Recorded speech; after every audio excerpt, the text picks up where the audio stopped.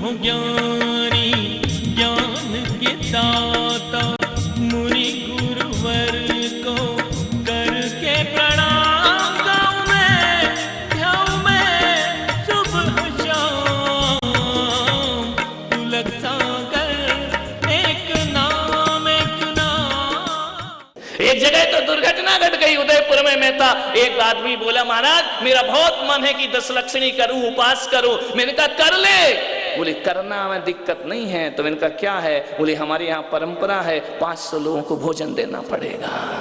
ऐसी परंपराओं का अंत होना चाहिए, समाज से ध्यान रखिए। ऐसी परंपराएं बंद होना चाहिए, वरना लोग धर्म से दूर भाग जाएंगे। उसके पास नहीं है हैसियत कराने की, तो क्या वो उपास नहीं कर सकता है? क्या वो साधना नहीं कर सकता है? विचार करना है आपको।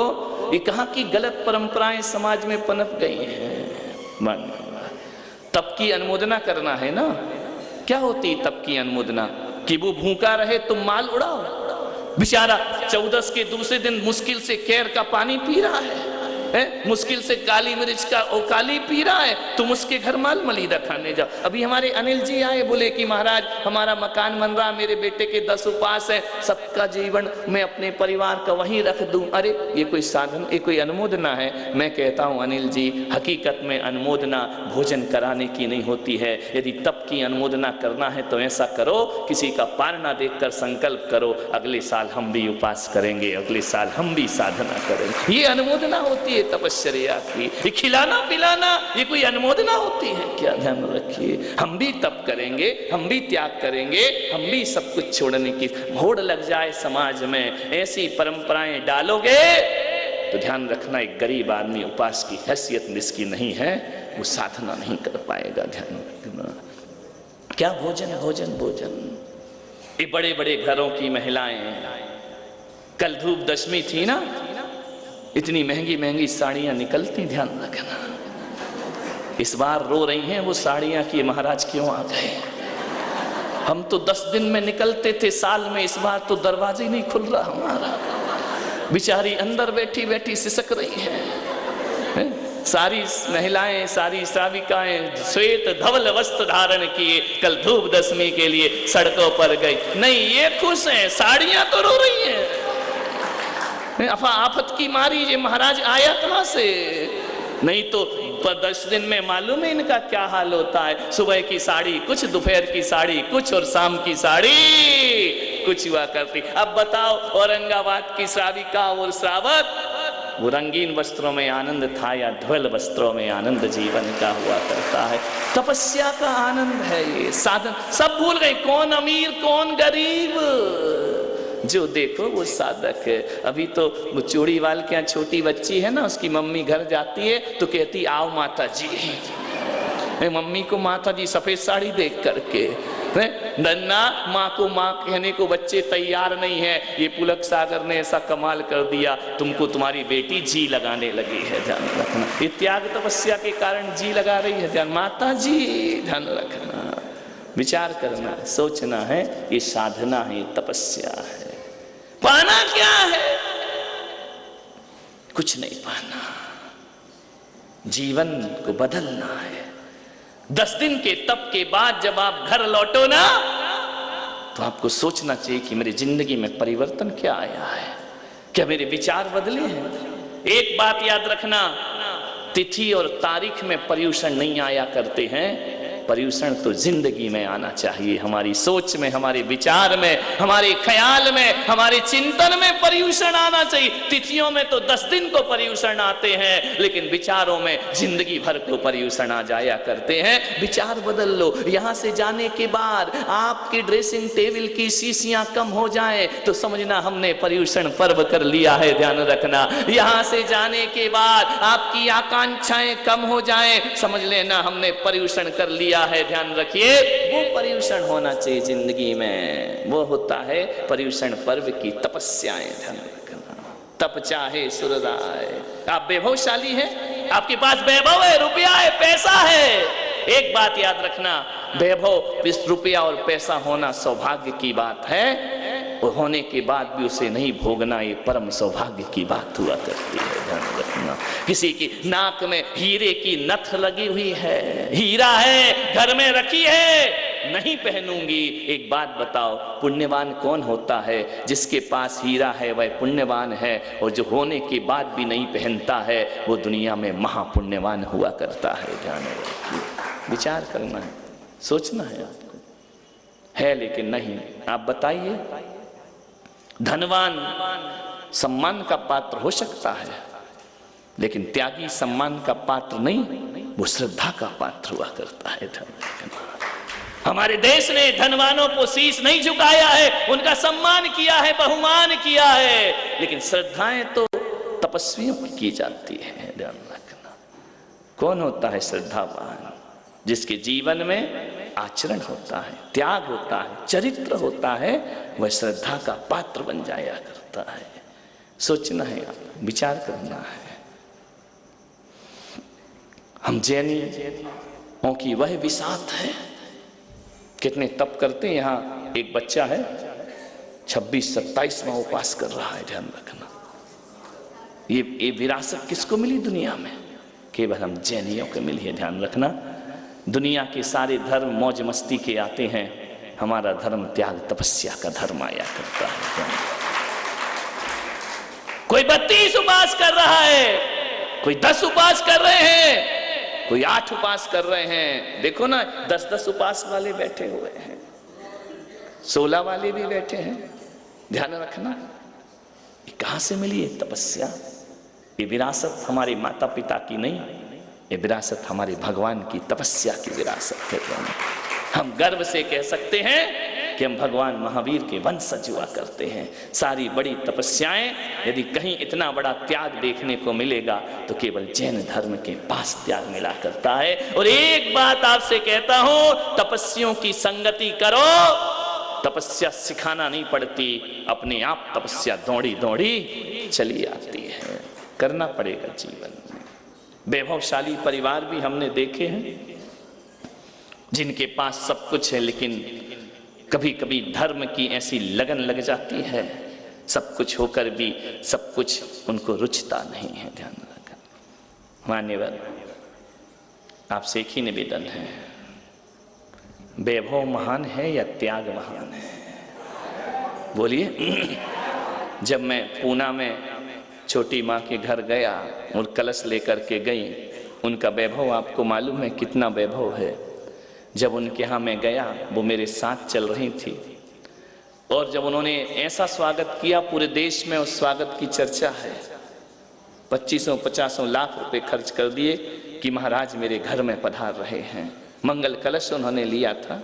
जब हमारे साथ चल रही थी तो मैंने इतना ही कहा रास्ते में उनसे कि देखो, वैभव त्याग के साथ चल रहा है।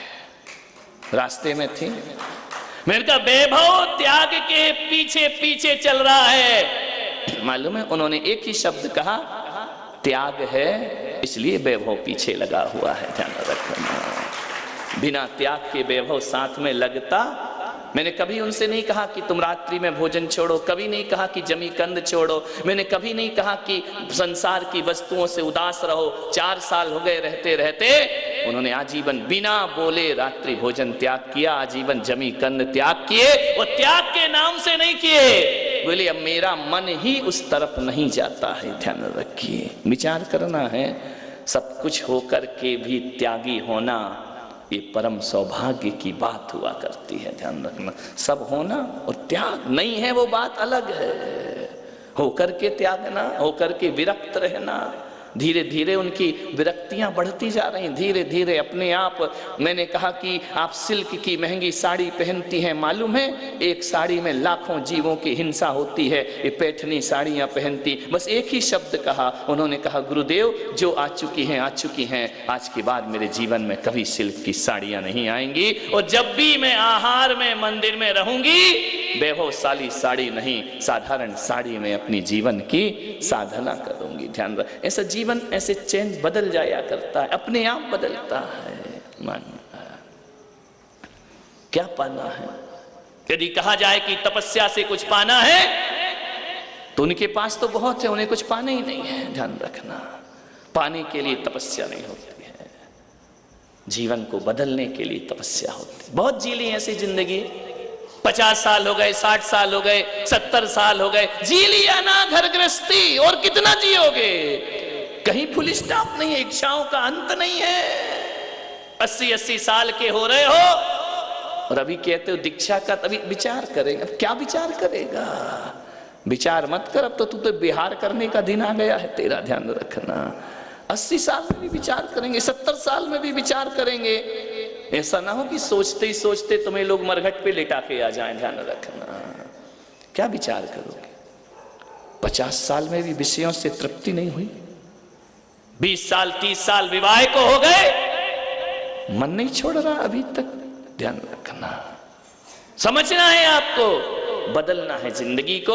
और ये पर्यूषण, जो ऐतिहासिक पर्यूषण मैंने कहा था औरंगाबाद में होना चाहिए, लोगों ने मुझसे कहा, मुझे मालूम नहीं है और मुझे इसका अहंकार भी नहीं है कि आज से पहले ऐसा माहौल तो यहाँ कभी बना नहीं है जो तपस्या का माहौल इस चातुर्मास में यहाँ पर निर्मित हो रहा। इसे यादगार बनाना है तो सोचना कितना भोगना है, तृप्ति है। भोगों की तरफ जितना भागोगे मन और चाहते रहेगा और चाहते रहेगा। मैं कहता हूं कि जीवन में यदि सुख और संतुष्टि पाना है तो 2 मार्ग मैंने बताए, एक भोग का मार्ग, एक योग का मार्ग। एक बात बताइए मेरे भाई, भोग का मार्ग का कोई अंत नहीं है। क्यों ना हम इच्छाओं को त्याग दें, क्यों ना हम पाने की चाहत को त्याग दें, जीवन हमारा आज सुखी हो जाएगा। ध्यान रखना, क्या रखा है, त्याग दो। विषय को भोगते भोगते कुछ नहीं मिलेगा। एक कुत्ता हड्डी चबाता है ना, वो बड़ा सुखी होता है, ऐसा लगता है कि हड्डी में से खून रक्त पान कर रहा हो कुत्ता, लेकिन बाद में पता चलता है कि हड्डी में कहां खून हुआ करता है, अपना ही मसूड़ा कटता है और उसके खून से वह सुखी होता है। बाद में जब वो दर्द देता है ना, तब पता चलता है हड्डी चबाना कितना मुश्किल कठिन काम मैंने कर लिया है। ये विषय भोगों की हड्डियां मुख से थूक कर फेंक दीजिए। ध्यान रखना, भीतर के आनंद का अपान करिए, आनंद के रस का पान करिए। कुछ नहीं मिलने वाला संसार में, क्या मिला है? कुछ पाने के लिए तपस्या नहीं करना। तत्वा सूत्र में कहा इच्छा निरोधा तपा, भोजन निरोधा तपा नहीं कहा है, लेकिन इच्छाओं को छोड़ने के लिए भोजन भी छोड़ना पड़ता है, उस पर भी कंट्रोल करना पड़ता है। इच्छाओं को छोड़ने के लिए हमें अपनी हर चीज पर, ये सहायक तो होते हैं, लेकिन ये उसी लिए सहायक है कि आपकी इच्छाओं का अंत हो जाना। पाना नहीं जीवन को बदलना है साधना, धुएं सा जीवन मौत है,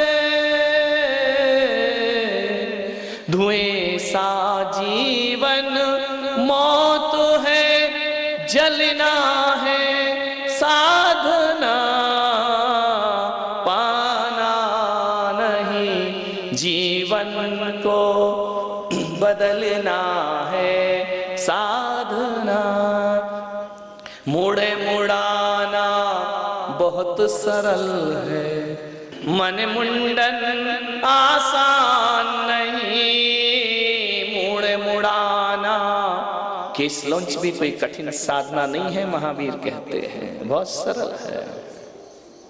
मुड़े मुड़ाना बहुत सरल है, मन मुंडन आसान नहीं।